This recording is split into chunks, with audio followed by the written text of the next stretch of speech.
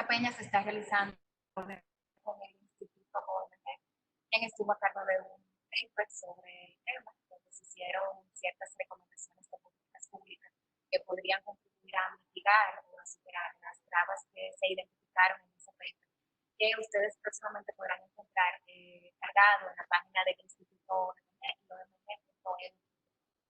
Y bueno, en esta ocasión nosotros contamos con la participación de Anabel Liz y Emmanuel Cedeno, ya conocidos en nuestras peñas, y son coautores del paper que les estaba mencionando. Anabel es investigadora senior, coordinadora de la maestría en Derecho Público Económico del Instituto OMG, y Emmanuel es el vicerrector académico. También nos estarán acompañando el licenciado Manuel Torres, quien es socio fundador de la firma PESO, y el licenciado José Fonseca, quien es presidente ejecutivo y director de CCI Post. Todos ellos, los cuatro, son personas muy queridas del OMG y del Instituto OMG, y evidentemente merecedores de nuestra total admiración por la gran experiencia y el conocimiento que tenemos. Entonces, sin más, les daré dando la palabra a Anabel para que empiece. Antes, sí, les quiero recordar que con nuestras peñas estamos en confianza, en familia, la familia OMG y del Instituto OMG, y que por lo tanto las preguntas estarán abiertas. Cualquier pregunta que ustedes quieran hacer, pueden escribirlas en el chat que van a ver en la barra derecha, y ahí nosotros estaremos compartiendo la conversación. Así que bienvenidos, y ya les dejo la palabra a nuestros especialistas. Muy buenos días a todos. Un placer poder compartir con esta audiencia algunas de las ideas que hemos podido trabajar en el área de investigación del IOMG sobre este importante tema, un mercado de valores sin acciones negociables. Estas son las reflexiones de un paper que hemos trabajado, nuestro vicerrector de investigación, Emmanuel Cedeno Brea, y yo como investigadora junto con él. La ruta de contenido que vamos a compartir la mañana de hoy va a ser un poco el contexto en el que surgió esta iniciativa de investigación, las preguntas que nos abocamos a responder en este trabajo de investigación, un poco el vínculo entre mercado de valores y crecimiento económico, algunas de las trabas que hemos podido identificar que pueden estar obstaculizando la emisión y colocación de acciones de oferta pública en el mercado de valores dominicano, para terminar con algunas recomendaciones de políticas públicas que pueden contribuir a mitigar estas trabas y algunas conclusiones. Vamos a ver un poco el contexto. En la República Dominicana tenemos un mercado de valores en constante crecimiento, y como todos sabemos, desde el año 2000 se establecen las reglas del juego con la promulgación de la Ley 1900, que viene a instaurar este marco normativo que permite regular, supervisar y desarrollar un mercado de valores ordenado, un mercado de valores eficiente y transparente. Y ese impulso de desarrollo del mercado de valores se ha complementado con la promulgación de algunas otras piezas legislativas trascendentales, como la Ley 189.11 sobre fideicomiso y desarrollo del mercado hipotecario, que ha permitido avances muy concretos, avances importantes en nuestro mercado, como es, por ejemplo, el funcionamiento de los fondos de inversión y la colocación de cuotas, y la primera emisión y colocación de valores derivados que tienen como activo subyacente acciones de una sociedad comercial, que es el Fideicomiso de Oferta Pública de Valores Accionarios RICA, una estructura totalmente innovadora en nuestro mercado. Saben muy bien también que en el 2017 se aprobó una nueva pieza legislativa que sustituye la anterior, que es la Ley 249/17 del mercado de valores, que viene a modernizar las reglas de regulación, las normas del mercado de valores, a adaptarla a los estándares internacionales, incorpora nuevas alternativas de inversión, incluye nuevos participantes en el mercado, entre otras muchas virtudes que tiene. Un hito importante en nuestro mercado fue que en el año 2014 el Consejo Nacional de Valores autorizó a un puesto de bolsa, CCI Puesto de Bolsa, nos acompaña hoy precisamente José Fonseca, autorizó a realizar la primera oferta pública de acciones, la cual lamentablemente nunca salió al mercado por decisión de la propia entidad. Siempre hemos visto a CCI tratando de impulsar estos temas.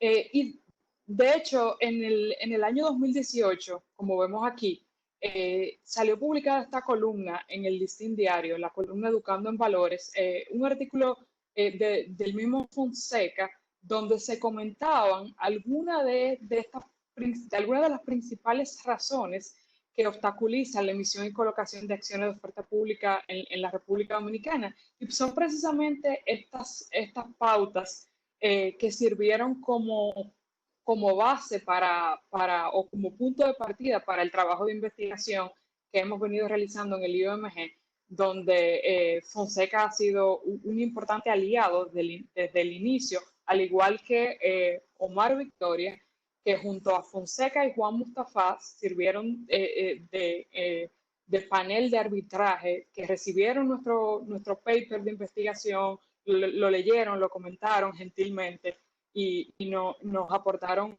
insumos y reflexiones de mucho valor y de mucha importancia. Y ellos van a aprovechar también este espacio de la Peña para comentar sus impresiones y preocupaciones sobre estos temas. Las preguntas de investigación que nos abocamos a responder será publicado próximamente en la página web del IOMG son por qué, a pesar de 2 décadas de regulación moderna en el mercado de valores de la República Dominicana, ninguna empresa ha emitido acciones al público. ¿Cuáles podrían ser las principales trabas que obstaculizan la emisión y colocación de acciones de oferta pública?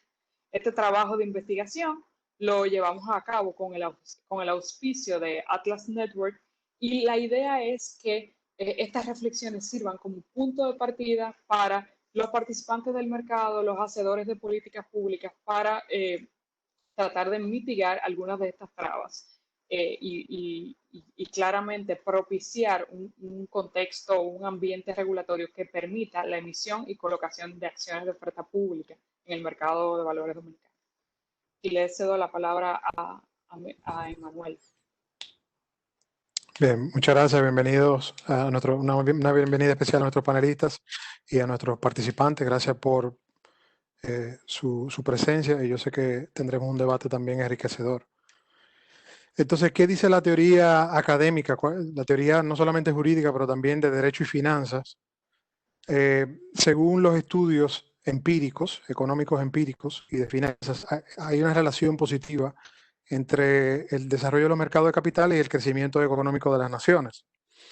También se argumenta que el mercado de valores, sobre todo el mercado de capitales, puede jugar un papel clave en el financiamiento del crecimiento económico, así como influir en la estabilidad financiera. Y eso lo dice un estudio reciente del Banco de Pagos Internacionales, o el BIS por sus siglas en inglés, como la gente lo conoce comúnmente.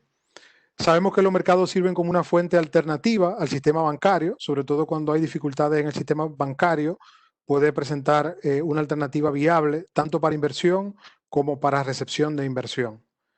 También juega una función importante en la distribución de riesgos en la economía, porque permite la diversificación de los portafolios, la diversificación del ahorro y provee fuentes alternativas de financiamiento.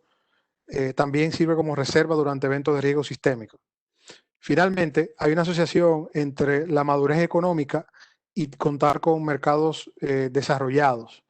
Y eso se ve en el hecho de que las jurisdicciones más maduras económicamente se caracterizan por contar con un entorno legal y regulatorio que apoya a los mercados de valores. Y es un poco toda esta literatura de Law and Finance, de Laporta, López de Silane y demás, que identifican cuáles son los elementos institucionales y jurídicos que contribuyen con el desarrollo de las naciones. O sea, que de esa literatura salen muchos estudios importantes indicadores importantes que los organismos multilaterales analizan, como es el caso del Doing Business del Banco Mundial. Entonces, esa literatura de Laporta y sus coautores, Andrew Schleifer y otros, vamos a decir, ha sentado las bases de muchos de los análisis institucionales que se hacen y también de muchas de las leyes que nosotros tenemos, como es el caso de la ley de garantía mobiliaria, que ustedes saben que está dentro de nuestro portafolio de investigaciones, pero también, por ejemplo, la ley de reestructuración, que Omar es un experto en esos temas y que sabe que también proviene de esa literatura, la importancia de contar con un régimen de insolvencia robusto. Entonces, dando las trabas, y como mencionó Anabel, hay unas trabas que somos tributarios de la experiencia pionera, ¿no?, de José Antonio y sus compañeros en CCI, que estaban poniéndose como conejilla de indias, trabajando por el ejemplo, ¿no?, enseñando cómo se debe ocurrir esto, y al final han hecho bastante en cuanto al diseño de estructuras viables alternativas con las restricciones existentes. Vamos a iniciar con la posibilidad de intervención fiscalizadora de la Superintendencia del Mercado de Valores. La base legal proviene del artículo 265 de la Ley de Sociedades Comerciales, que establece que la superintendencia podrá intervenir a las sociedades anónimas que incursionen en el mercado de valores con el objeto de fiscalizar sus operaciones.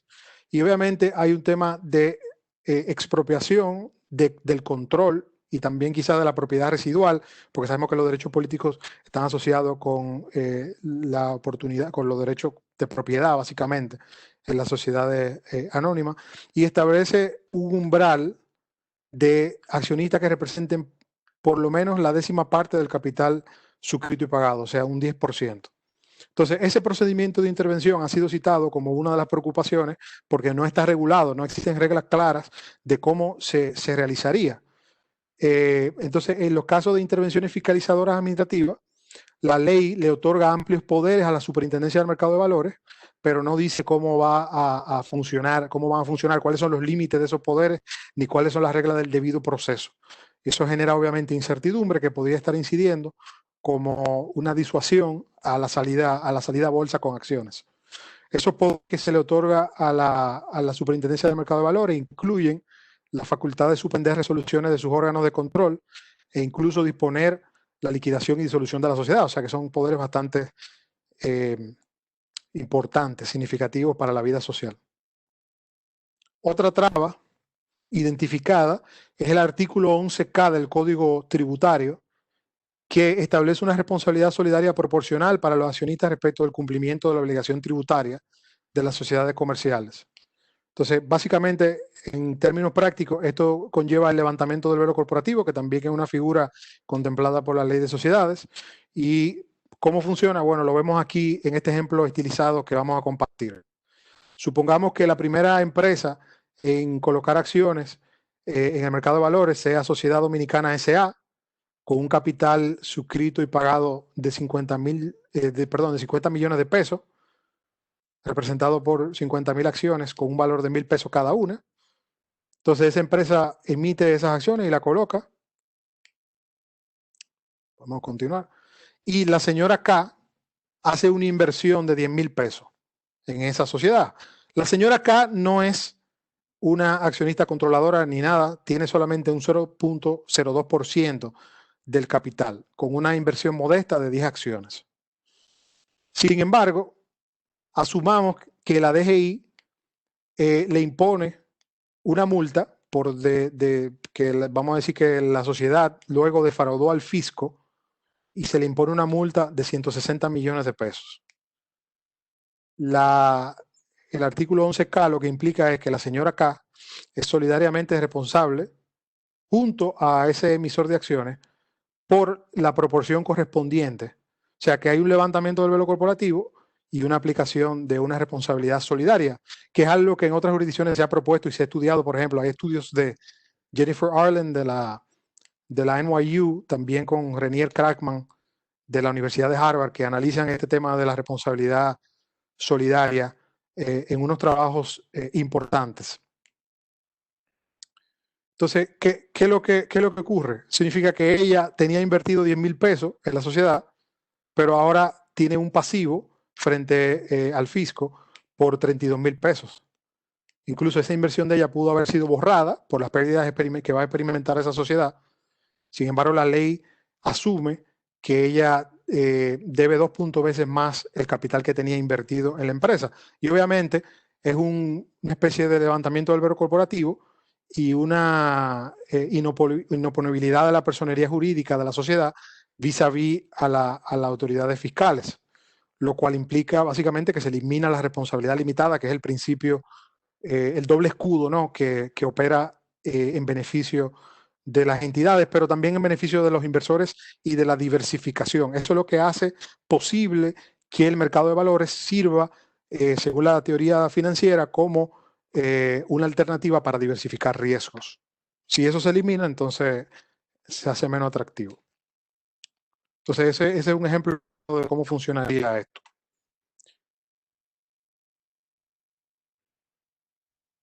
Otra traba de defensa fiscal que ha sido señalada por la literatura, especialmente por José Antonio, es la norma general 0711 de la Dirección General de Impuestos Internos, donde se designa como agente de retención del impuesto sobre la ganancia de capital a las personas jurídicas que adquieran acciones o cuotas sociales. Y esa retención aplicable es de un 1% del valor pagado al vendedor de las acciones, ya sea persona física, jurídica, nacional o extranjera. Es evidente que esta regla y esta retención entorpece el correcto funcionamiento del mercado secundario de acciones. O sea, afecta la manera como las acciones se transan en los mercados. Y, por ejemplo, de manera estilizada, la retención también puede representar montos considerables. Por ejemplo, si un accionista vende una participación accionaria de 20 millones a un precio de 17 millones, experimentando una pérdida de 15% de la inversión original, a pesar de que lo que se está realizando es una pérdida, ellos, conforme con estas reglas, recibirá un descuento adicional de un 1% equivalente a 170.000 pesos producto de la retención.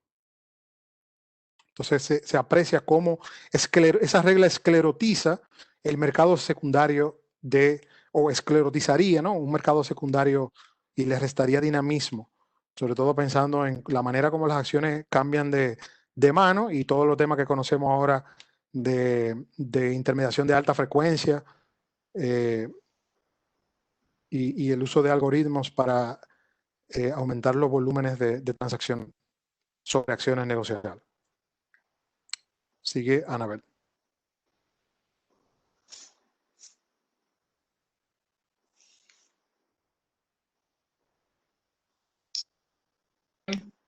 Además de las trabas que hemos podido ver que provenientes de la ley de sociedades comerciales y trabas de naturaleza impositiva, hemos podido identificar que existen otras razones por las cuales las empresas probablemente no han optado por emitir acciones al público en el mercado de valores dominicano. Y estas razones podrían estar obstaculizando la emisión de acciones de manera independiente o en conjunto o en concierto con las trabas que ya hemos estudiado. Hemos podido identificar que el dominio de grupos familiares empresariales, que es un aspecto de índole cultural e histórico en la República Dominicana, podría quizás estar incidiendo u obstaculizando la emisión de acciones en el mercado de valores dominicano. Sabemos que las empresas familiares son empresas de capital privado nacional que se han mantenido y se han posicionado en el mercado y se han mantenido de generación en generación bajo el control privado de un grupo íntimo, de su grupo de fundadores, causavientes, de sus relacionados y personas más cercanas. La existencia de estas empresas familiares estas empresas podrían no tener interés de compartir la propiedad residual con otros accionistas, con inversionistas externos, y estos grupos familiares podrían querer evitar asumir las obligaciones de gobierno corporativo y las obligaciones de revelación de información que implican registrarse como emisor de acciones al público. Sabemos muy bien que registrarse como emisor de acciones al público implica algunas obligaciones de transparencia que estos grupos empresariales y familiares podrían no querer asumir. Otra de las trabas que hemos podido identificar es el escepticismo o temor de perder el control en la toma de decisiones en la sociedad. Y esta traba, este escepticismo o temor de perder el control en la toma de decisiones pone en relieve, hace relevante el análisis del concepto de acciones de voto múltiple. Sabemos muy bien que bajo una estructura de acciones de dos clases, que incorpora acciones de voto múltiple, existen acciones de tipo A, que son acciones que implican múltiples derechos de voto por acción, que usualmente, en el caso de una emisión, quedarían en manos de los fundadores y sus ejecutivos, y existen acciones de tipo B, que operan bajo la regla tradicional del derecho societario, que implica que cada acción da derecho a un voto. La existencia de acciones de dos clases bajo esta estructura de acciones de voto múltiple permitiría que los fundadores permanezcan con el control y frente a ese temor de perder el control, existirían entonces razones para pensar que las acciones de voto múltiple podrían en cierta medida viabilizar la emisión de oferta pública de acciones en el mercado de valores dominicano. Sabemos muy bien que esta estructura es ampliamente utilizada en el extranjero, aunque no está generalizada. Existen jurisdicciones que las admiten y que grandes compañías como Google, Facebook, LinkedIn han salido a bolsa emitiendo acciones de voto múltiple. Y esto permitiría pues remediar este temor de los accionistas de perder el control en la toma de decisiones. En la ley de sociedades dominicana permanece la regla tradicional de que cada acción da derecho a un voto, por lo cual entendemos que para poder utilizar acciones de voto múltiple o incorporar acciones de voto múltiple, esto implicaría una modificación de la ley de sociedades dominicana. Esto no es una panacea, hay muchos factores que deben ser considerados. Las acciones de voto múltiple es un tema muy controvertido en derecho corporativo y en el mercado de capitales alrededor del mundo. Pero es un factor definitivamente a considerar. Otra de las trabas que hemos podido identificar que podrían estar obstaculizando la emisión de las emisiones en la República Dominicana son las exigencias gravosas de capital mínimo. Sabemos muy bien que la Superintendencia del Mercado de Valores ha establecido el capital social autorizado mínimo para las sociedades anónimas de suscripción pública en 30 millones, de los cuales 3 millones deben estar enteramente suscritos y pagados. Existe quizás desde hace ya 2 décadas una tendencia a reducir o eliminar el capital mínimo. Sabemos muy bien que tradicionalmente el capital mínimo ha jugado un importante rol y ese rol es, en primer lugar, un rol de garantía o una imagen de solvencia vis-a-vis los acreedores y ha jugado un rol organizativo en la sociedad.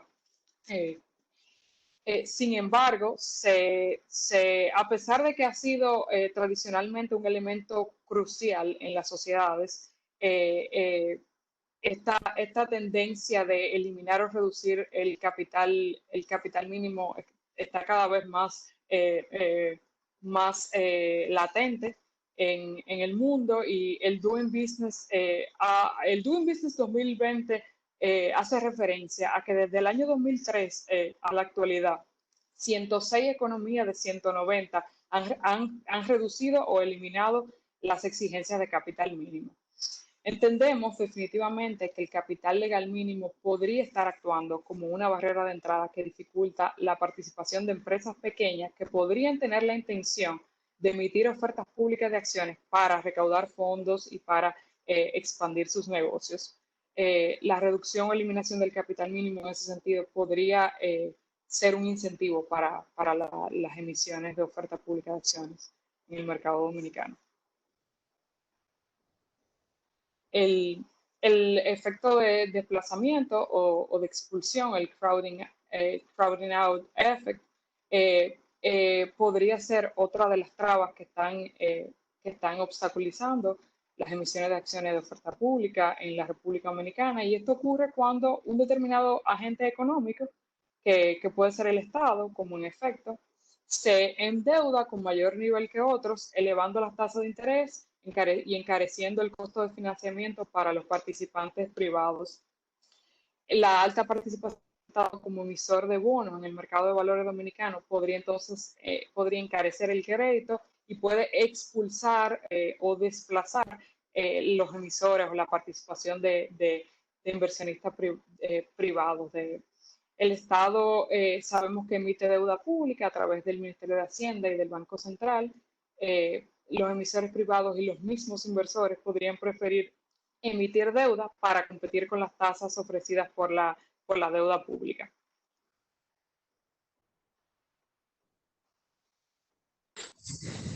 Aquí vemos un gráfico tratando de proveer alguna evidencia empírica, ¿no? de que puede existir crowding out en los mercados de deuda de la República Dominicana, y vemos ahí la división entre la custodia de valores en pesos por tipo de emisor y cómo se divide entre emisores diferenciados y no diferenciados. Diferenciados son Hacienda, Banco Central, y no diferenciados en este caso son todos los privados. Y vemos ahí que hay evidencia de que podría existir crowding out.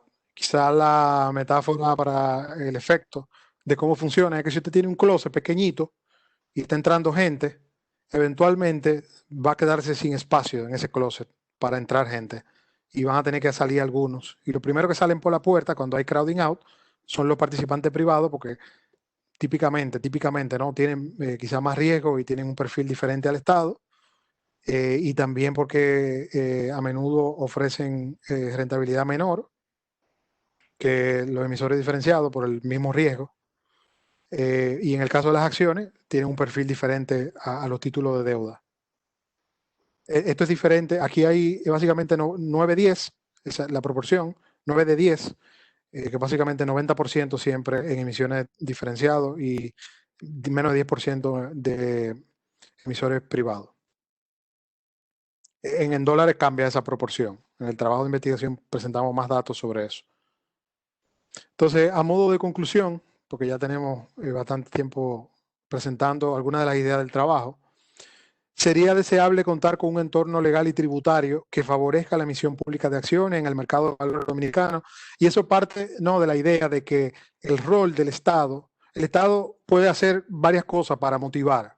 Uno es hacerlo por el ejemplo, que tomar una empresa pública y convertirla en una empresa que emita acciones al público. Pero también el Estado, en su rol, es de asegurarse de que el entorno legal y tributario no tenga estas trabas y minimice también los costos de transacción para la emisión pública de acciones en el mercado de valores dominicano. Se recomienda la reglamentación del debido proceso de intervención fiscalizadora de la superintendencia para dotar de mayores garantías y certeza jurídica a los emisores de acciones, y ese es uno de los reglamentos que se deben elaborar bajo la ley. Se debe considerar la ampliación de los modelos organizativos facultados para emitir acciones, que no sea solamente la sociedad anónima y como modelo organizativo, ¿no?, las corporaciones, como se le dice a menudo en la literatura en inglés, pero también se pueden considerar otras que puedan salir con títulos representativos de capital, como las sociedades en comandita por acciones, que son subutilizadas en nuestro ordenamiento, a pesar de los beneficios que ofrecen. Y, por ejemplo, las cooperativas. ¿Por qué no? ¿Por qué no tener cooperativas por acciones que puedan también salir a bolsa? Y si podemos cambiar ahí. evaluar la adopción de una norma general por parte de la DGI que detalle las reglas de solidaridad que aplican a los accionistas de las sociedades que emiten acciones. Ya hay algunos comentarios en el chat sobre ese punto. Considerar la modificación de la norma 0711 para eliminar la retención del 1% y establecer otros mecanismos para no entorpecer la negociación de acciones en el mercado secundario. Y también evaluar la admisión de las estructuras de acciones de voto plural en el derecho societario dominicano, que incentive a las empresas a emitir acciones en el mercado de valores. O sea, que podamos quizás explorar la posibilidad de esas acciones de voto múltiple como hay en otros países. Hay una literatura muy rica sobre eso. En inglés es la literatura del dual class stock y los trabajos de investigación de, por ejemplo, de Lucian Bebchuk de la Universidad de Harvard y en el blog de Derecho Corporativo Harvard hay mucha información y mucho trabajo sobre esa situación en el Harvard Law School Forum on Corporate Governance, que muchos de ustedes conocen. O sea que hay un debate activo en muchas jurisdicciones y el argumento nuestro es que quizás adoptar como política pública las acciones de voto múltiple o las dual class stocks, como se le llama en la literatura angloamericana, se pueda fomentar el mercado de valores y se pueda específicamente la salida a bolsa con acciones. Bien. Muchas gracias por su interés y por escucharnos. Y le paso a nuestra moderadora. Sí, gracias, Emma, Anabel. Espero que ahora sí me escuchen mejor. ¿Se escucha? Okay. Nada, quería hacer comentarios en el chat a propósito de la explicación que estaban dando sobre la especie de levantamiento del velo corporativo que se daba en el caso de la República Dominicana por la disposición del Código Tributario. Habíamos hablado de que era un desincentivo importante.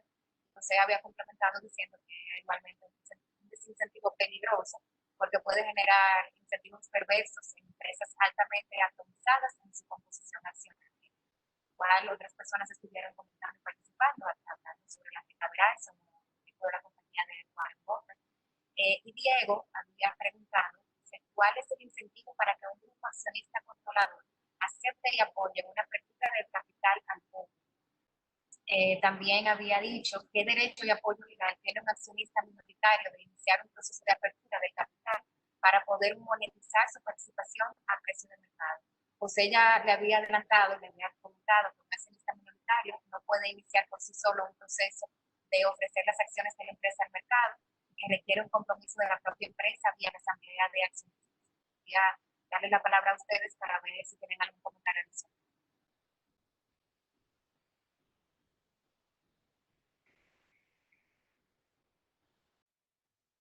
Sí, bien. Básicamente, Natachu estaba leyendo los comentarios del chat que todos pueden ver. En cuanto al incentivo, para un accionista controlador, Diego, la idea es obtener el financiamiento que ofrecería el mercado, ¿no? Y quizás el trade-off o el intercambio es cuánto control cedería.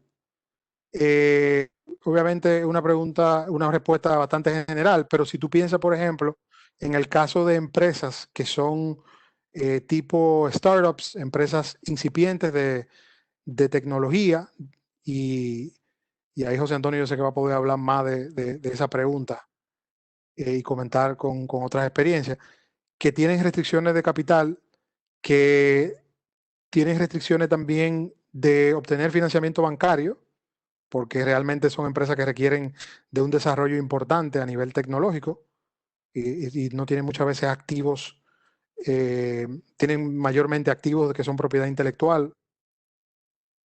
Entonces, ahí recurren a los fondos de inversión, a los VCs, y los VCs, el financiamiento, sabemos que es bastante agresivo, con unos términos que tienen el potencial de diluir la participación de los fundadores, ¿no? Y de los controladores, y eso entonces es una alternativa de salir a bolsa, como típicamente ocurre con esas empresas tecnológicas, en un momento, y como mencionó Anabel, típicamente optan por el tema de las acciones de voto múltiple, de una estructura que les permita mantener el control.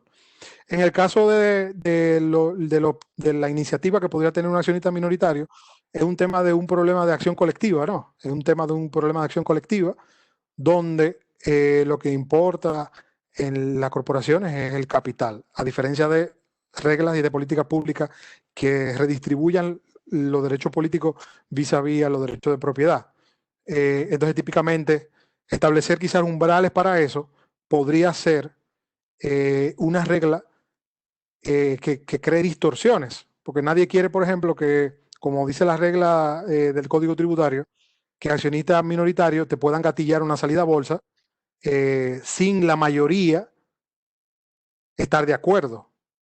Sin el 90%, vamos a decir el 10% o el 5%, sin el 90% o el 95% estar de acuerdo, porque ahí habría una especie de dragalón, que es una regla de arrastre, que te llevaría a una solución que no es óptima desde el punto de vista de las decisiones colectivas. Lo mismo con la salida de la bolsa, por ejemplo, que hay empresas que tú sabes que lo hacen, y si los derechos de los minoritarios prevalecen sobre la mayoría, entonces te genera distorsiones importantes.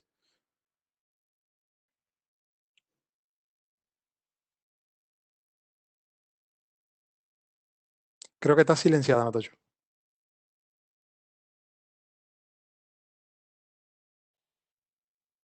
Nat, estás en mute.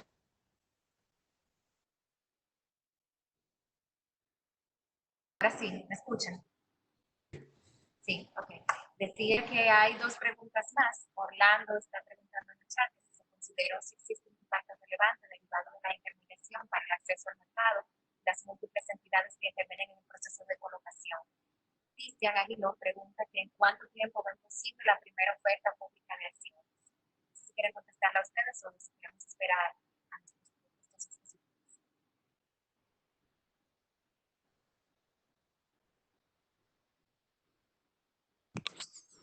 Sí, yo creo que podemos ir acumulándola y pasando con los panelistas para escuchar sus impresiones también.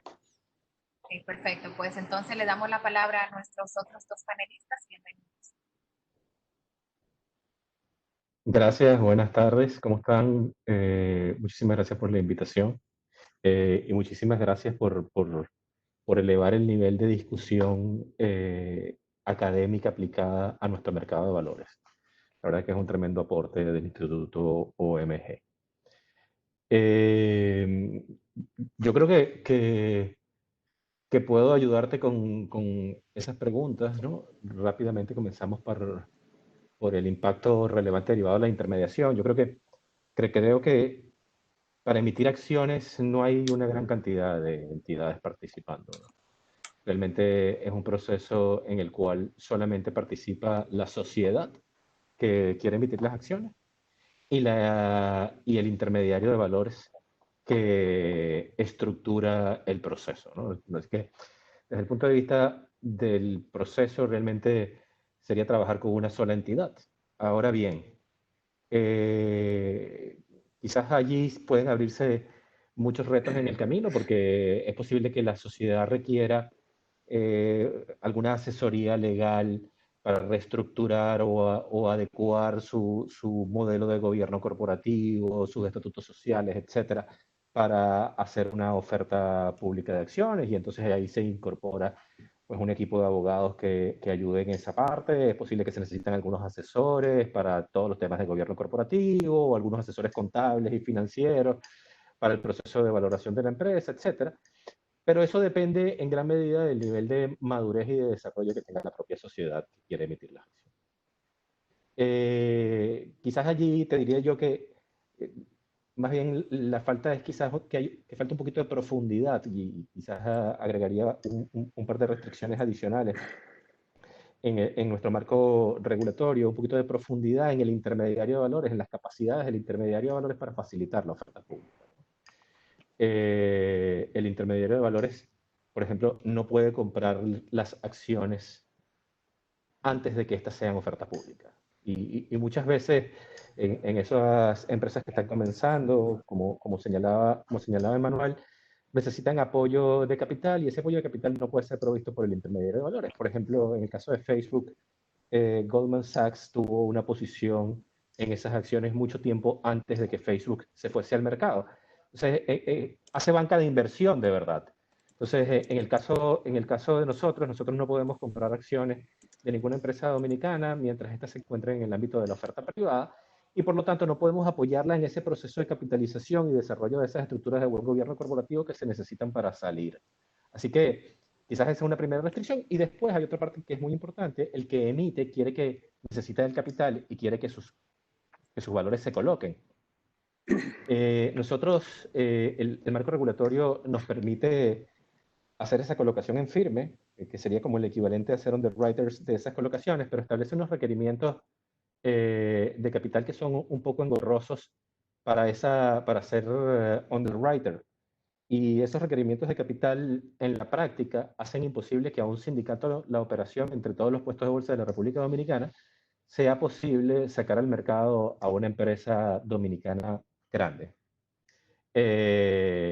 Puesto que los requerimientos de capital que se requieren para esto se tratan de manera equivalente a como que si le estuviéramos prestando dinero a la empresa, ¿no? Entonces, quizás ahí tenemos un par de retos, son bastante técnicos, pero son un par de retos que están del lado del intermediador.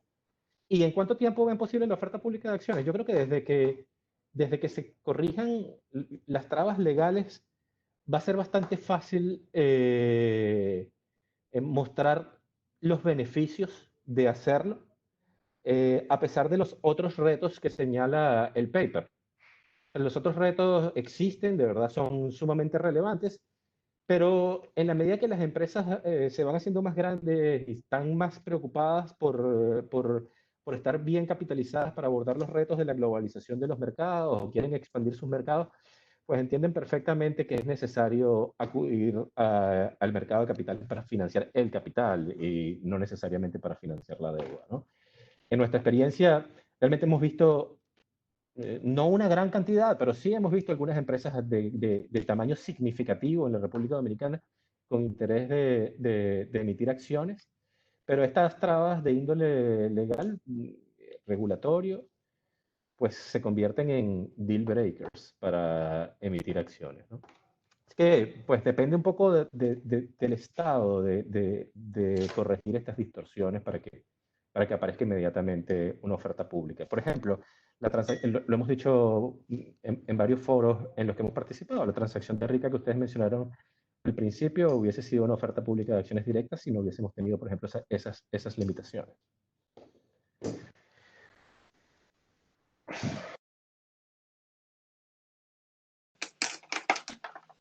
Bueno, quizá de mi parte, gracias a OMG por la invitación.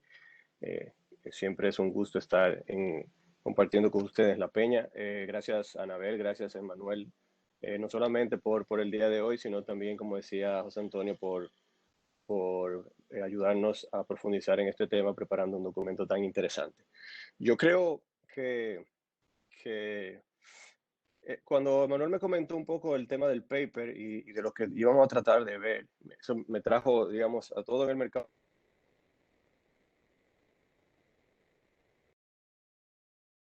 de acciones.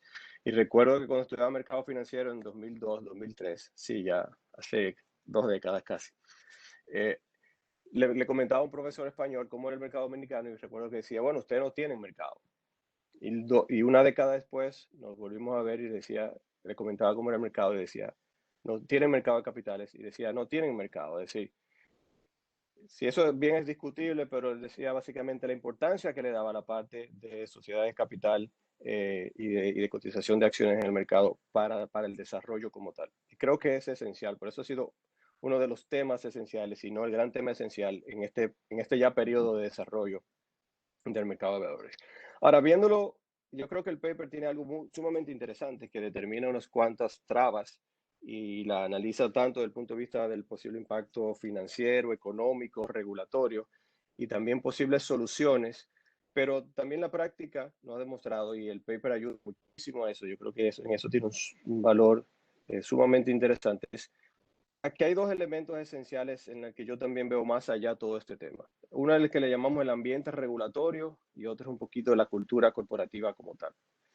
El ambiente regulatorio, que creo que es el más importante de todos, es, digamos, esa visión conjunta que se tiene en el ordenamiento de que las sociedades cotizadas tienen una relevancia, cómo impactan, cómo se pueden promover, digamos, o fomentar el mercado de manera integral.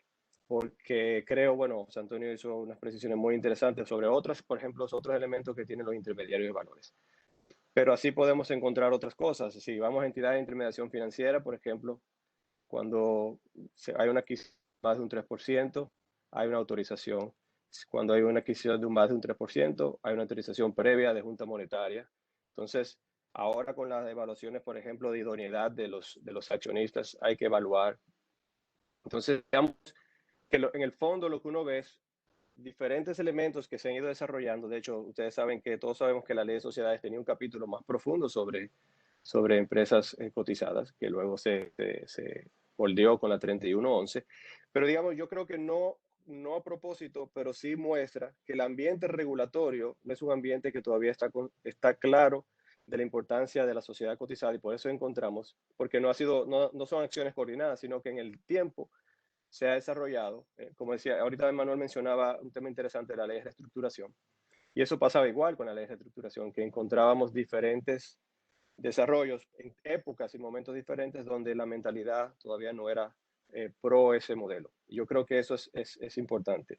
Y el ambiente regulatorio creo que es esencial, porque es alinear todos los cabos para el desarrollo del mercado. Por ejemplo, temas de competencia, de control de competencia, el sector financiero. Ahorita hablamos del tema del gobierno corporativo, que también le puedo comentar. Ahora bien, ese ambiente regulatorio en gran medida yo creo que moldea mucho la propia actuación de la parte privada, un poco lo que le llamamos la cultura corporativa. Evidentemente hay una cultura que tiene que ver con muchos elementos, por ejemplo, con el tema familiar que mencionaba Anabel, pero también, como el último ejemplo que puso José Antonio, es cómo yo en el fondo elijo una figura porque o no puedo, o porque en algunos casos entiendo que tampoco es la vía más idónea que la propia regulación está pensando.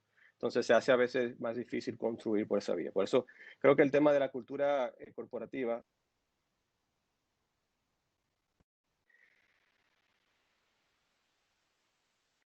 ese criterio regulatorio o ese ambiente regulatorio sea integral. Yo pienso que más allá de las cuestiones que estamos viendo, una vez, un ejemplo puede ser interesante, que acuerdan cuando estaba el proyecto de la ley de mercado de valores, que se creaba un registro obligatorio para empresas que tenían más de X accionistas. Finalmente ese registro no quedó, pero digamos, eso desde el punto de vista de un privado puede decir cuál mensaje era ese, de fomento, de que el crecimiento me obliga a registrarme, el por qué, etcétera. Entonces yo creo que va a ser mucho más interesante el debate. También entiendo, como José Antonio, que una vez se quiten las principales trabas, el propio mercado avanza sobre ellas, pero es sumamente, digamos, interesante y profundo lo que puede pasar a partir de ahí. Quería quizá terminar esos comentarios diciendo que otro elemento que vemos es que en la medida que hemos desarrollado los últimos años el tema regulatorio, financieros, empresas, mercado de valores, hemos potencializado el tema de las pymes, y la última reforma de la ley de mercado de valores es interesante. Pero tenemos que ver si en ese proceso no hemos empezado a separar y decir, bueno, pymes es el gran fomento y no necesariamente también para una empresa de mayor calado como José Antonio significaba.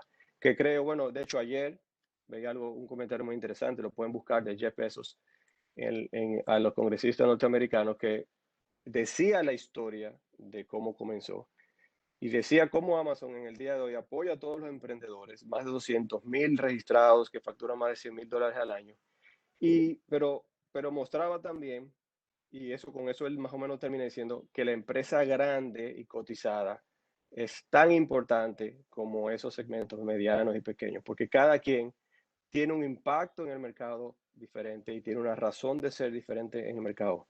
Y por eso yo digo, tenemos que unir, en el fondo tenemos que hacer que se encuentren esos dos criterios, porque quizás está bien que ya tengamos toda una rueda pensada para que pequeñas empresas puedan emitir.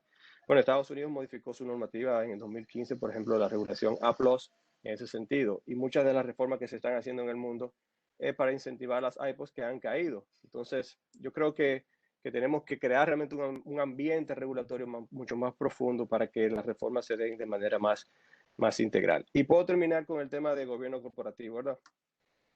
Aquí también muchas veces hemos tenido el famoso mito del libro B. Siempre todo el mundo decía, no, es que hay un libro B, no sé. Y yo creo que eso evidentemente es falso. Siempre habrá alguien que no quiera por una razón así. En todo el mundo eso no es. Pero creo que realmente hay mucha más madurez hoy en día en gobierno corporativo. Los datos lo muestran así. En 2013 la encuesta del Banco Mundial mostraba muy bajito la relación que tenían las empresas de gobierno corporativo y entrada al mercado. En 2018 casi lo superó como por 10 veces, casi el 40% ya pensaba que era relevante. Y algo que hicimos este año, independientemente de los sesgos que pueda tener, ya muestra que más del 80% de la empresa entiende que hay una relación gobierno corporativo. Sí, yo creo que hay mucho más apertura a este proceso y evidentemente sí, cambiar quizá la cultura de que gobierno corporativo, que también los datos han demostrado que ha ido avanzando, pero no con esa misma rapidez, de que tiene que ver mucho con control, porque realmente no solamente es control o no solamente implica pérdida de control, a veces ni siquiera eso, como un tema que ustedes tocaron ahí que es nodal. España estaba reformando la ley en estos días por el tema de los votos múltiples, que genera gran discusión, pero de hecho en muchos países ha sido tomada una medida como fomento del mercado y de las sociedades cotizadas. Así que nada, yo creo que cuando podamos encontrar eso, vamos a crear un mejor ambiente para el desarrollo del tema. Y nada, muchas gracias por escucharme y por invitarme sobre todo. Bueno, muy interesante, Omar, tu perspectiva, ¿no? Como experto, no solamente en temas de mercado de valores, sino también en gobierno corporativo. Y como el autor del estudio que tú mencionaste, yo lo estoy poniendo los vínculos aquí en el chat para todos, para que puedan, tanto el trabajo original que se hizo con la Corporación Financiera Internacional, como los trabajos de seguimiento que tú has hecho a través de Plexof, y lo importante de los avances que se han hecho, y lo que falta, ¿no?, por hacer también. Hay unas preguntas en el chat. Juan Alcalde Omar te pregunta, fuera de las trabas regulatorias y tributarias, las razones de la no existencia del mercado no estarían más radicadas en una economía muy bancarizada, con relativa facilidad de acceso al crédito bancario y cuestiones vinculadas al poco desarrollo del derecho de la competencia. Yo entiendo que algo debe haber. Evidentemente, algo impacta desde ese punto de vista de la regulación. Por eso decía, cuando hablaba de ambiente regulatorio, incluía ahorita incluso el tema de competencia en todo este ámbito. Ahora, yo creo que la obligación que tenemos del punto de vista del desarrollo de las políticas públicas es desarrollar el mercado de manera, si se quiere, más holística. Todos ganan, no creo que haya ningún sector que no quiera que la otra pata, digamos, del mercado financiero se desarrolle.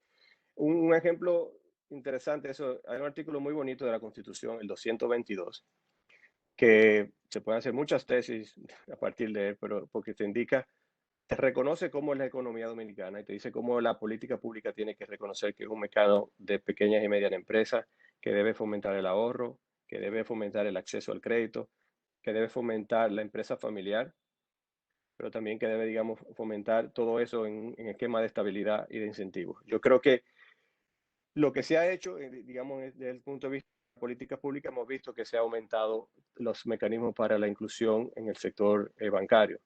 Y lo que podemos ver que quizá aquí el ambiente regulatorio de este lado, de la parte, digamos, de la sociedad cotizada, no, por eso decía, hay como un encontronazo entre pyme y entonces empresa, sociedad cotizada, como si fuese un pajarito diferente que no puede convivir. De hecho, la regulación A+, esa norteamericana, para empresas con una emisión mucho menor. Es decir, que sí, entiendo que sí, Juan, pero entiendo que no es porque no es porque no exista algún tipo de competencia desigual, sino precisamente porque entiendo que desde el punto de vista de la concepción del ambiente regulatorio para el sector bancario ya está muy claro que es un elemento esencial ese desarrollo de la inclusión, y quizá no necesariamente en el sector valores estamos tan conscientes de que la sociedad cotizada es una pata fundamental. Bien. Diego tiene un comentario, Diego García de OMG. Diego, si tú quieres, puedes abrir tu micrófono y tu cámara y hacer la pregunta, si es posible, o el micrófono por lo menos.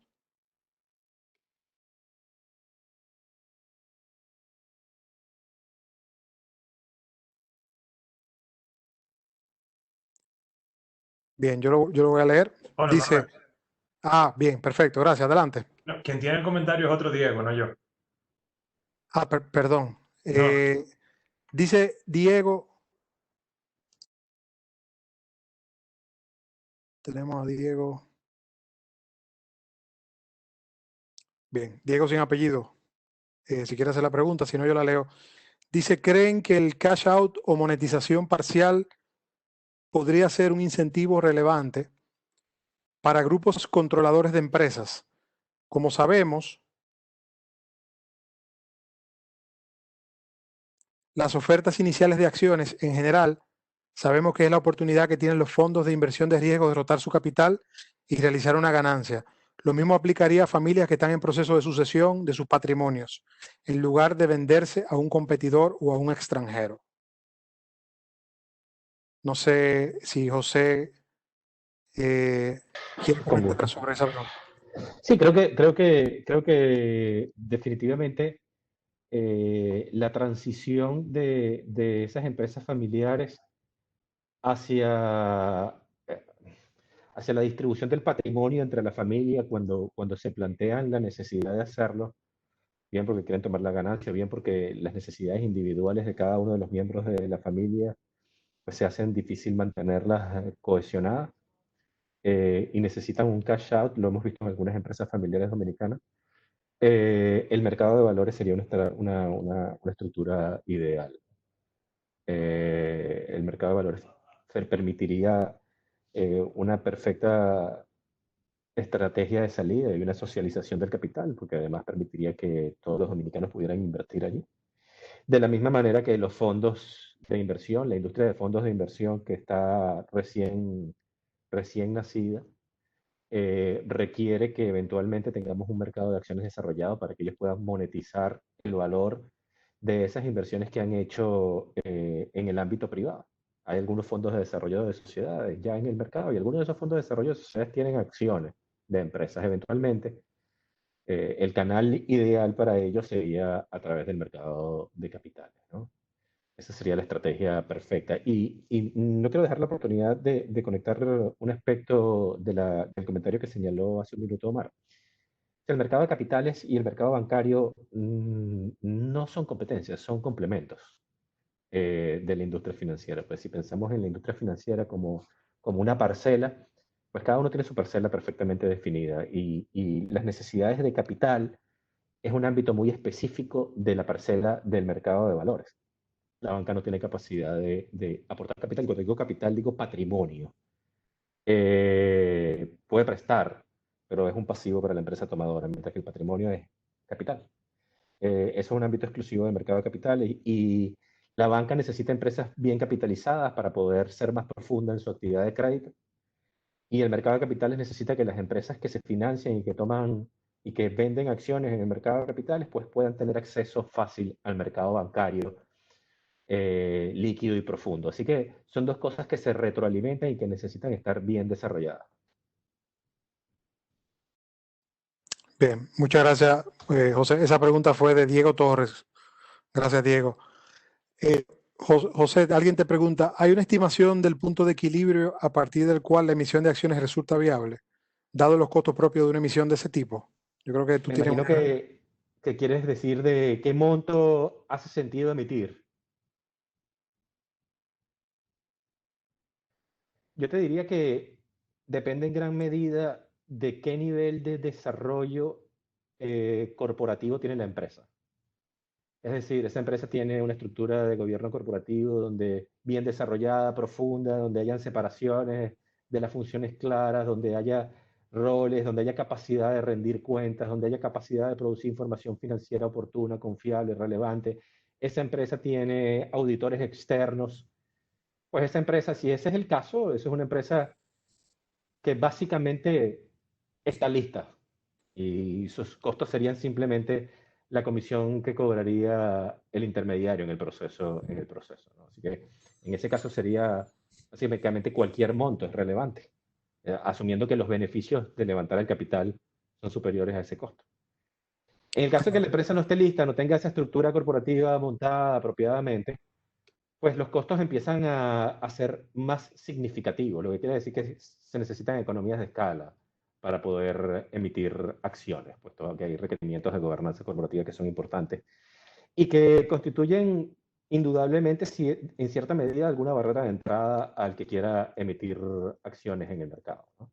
Más allá del requerimiento de capital que señaló Emanuel durante la presentación, por supuesto que hay un nivel de gastos asociados a emitir acciones que la empresa va a necesitar soportar y va a necesitar incurrir para poder sostener su emisión en el mercado. Y eso solamente se justifica cuando hay un nivel de actividad económica profundo en esa empresa, ¿no? Es que la respuesta no es fácil, no tiene un número, no te puedo decir hay un número, porque no es lineal, ¿no? Depende de cada circunstancia particular. Pero lo que sí te puedo decir es que una oferta pública de acciones difícilmente sea algo para una pyme.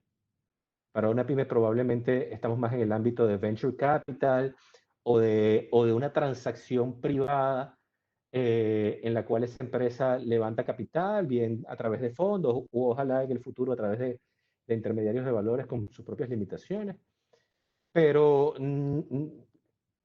creo que sería un reto importante desde el punto de vista de la gobernanza corporativa para una pyme emitir acciones.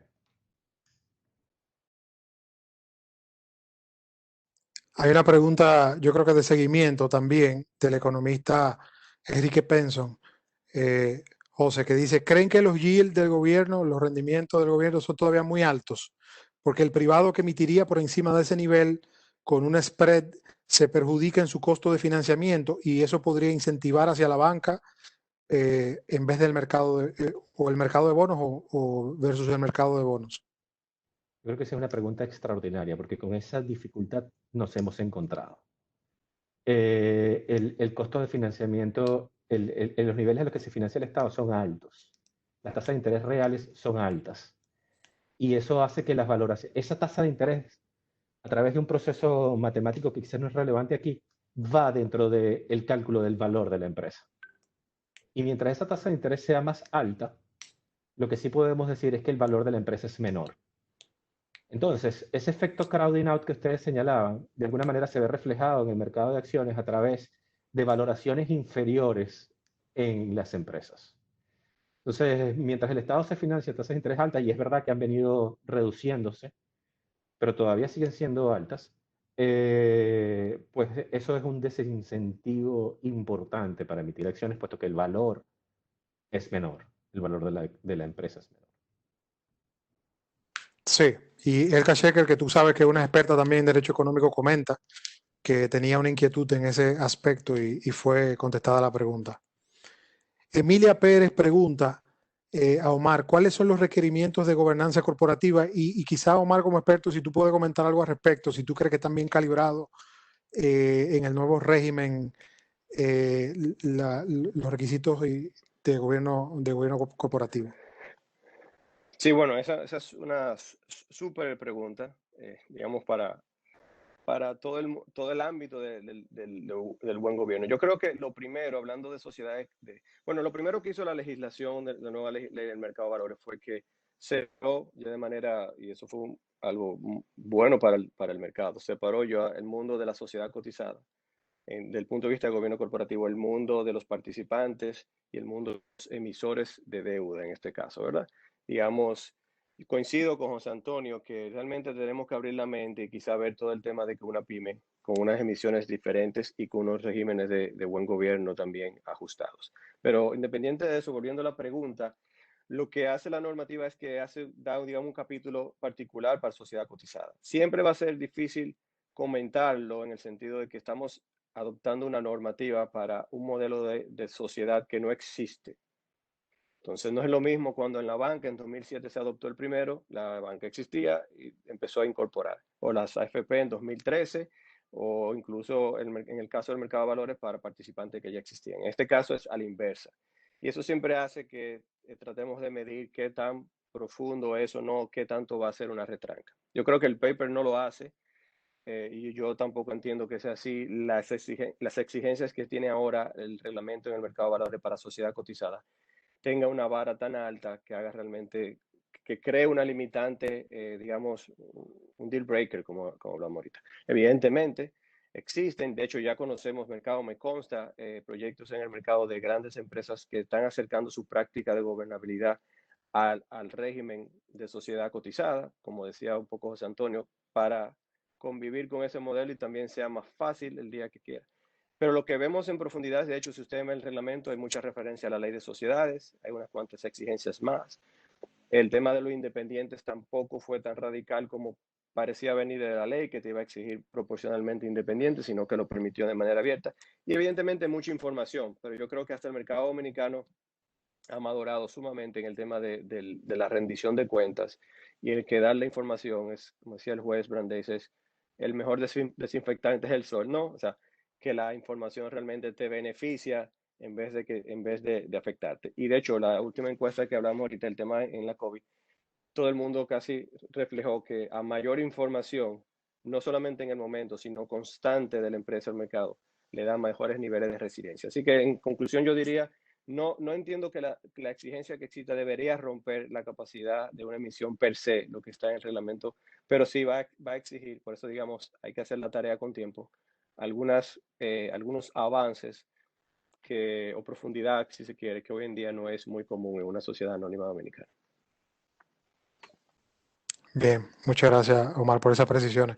Natachu pregunta, ¿vendrá alguna modificación legislativa y normativa para resolver las trabas que identificamos? Bueno, esa es la idea, ¿no? del trabajo de investigación, como tú sabes, tratar de incidir con la visión de los expertos que han comentado, tener ese catálogo de posibles trabas, porque empíricamente en el paper no lo hemos determinado que esas son, pero sí la literatura y los expertos han señalado que esas podrían ser, y en el sentido de que el Estado tiene que intervenir o podría intervenir para eliminar esas trabas, de manera que se pueda verificar empíricamente si realmente era eso o era otra cosa que estaba impidiendo o que estaba desincentivando que la salida a bolsa con acciones. Yo quiero darle la palabra finalmente a cada uno de nuestros panelistas para comentarios finales y para que tenga la oportunidad de despedirse del público,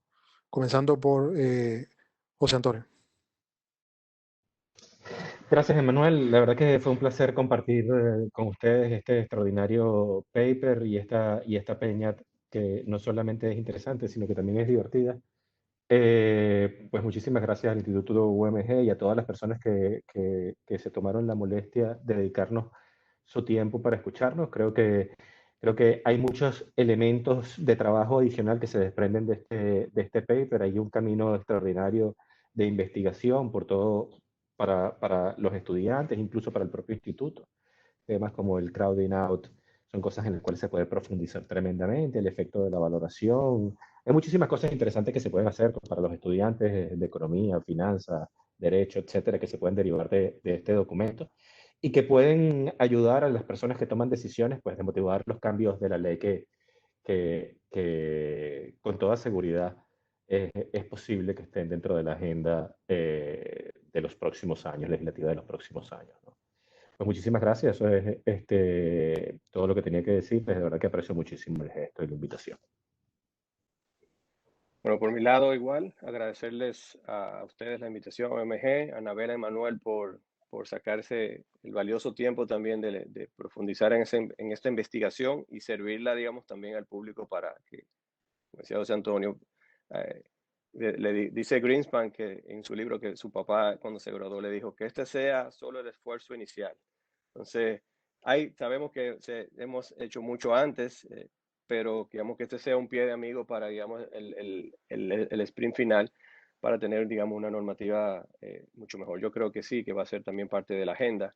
Y nada, felicidades por el paper y vamos a no sacarlo de nuestra agenda. Es decir, todos los que estamos y los que participamos y quienes se sumaron a la peña hoy, que digamos, yo sé que son amantes y por tanto le interesa, y van a ser también cajas o agentes de radiación del debate para profundizar y lograr realmente este objetivo. Por tanto, el mercado financiero y el mercado de valores, que es lo que todos procuramos.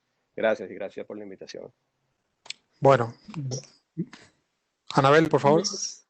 Muchísimas gracias de verdad a José y Omar por su gentil colaboración durante todo el curso de este trabajo de investigación, por su apoyo, por sus comentarios y por todos sus aportes. También quiero agradecer al público por su participación en esta peña y esperamos que este sea el primero de muchos encuentros con temas como este que nos ayuden a viabilizar pues la emisión y colocación de acciones de oferta pública y a crear un contexto y un ambiente regulatorio que la propicie. Gracias a todos por su participación. Bueno, muchas gracias a todos. Nuevamente también agradecemos a Juan Mustafa que nos comentarios adicionales junto con Omar y con José Antonio. Y como siempre, el trabajo será publicado, ya hay personas preguntando y lo circularemos utilizando la lista de participantes. Gracias a Natachu y a todo nuestro equipo de OMG que hacen que esto sea posible y que funcione así también como lo hace. Pronto estaremos circulando el trabajo y como siempre hacemos la aclaración de que cualquier error en el trabajo final es nuestro. Y agradecemos nuevamente su participación entusiasta. Muchas gracias y nos despedimos entonces en esta ocasión.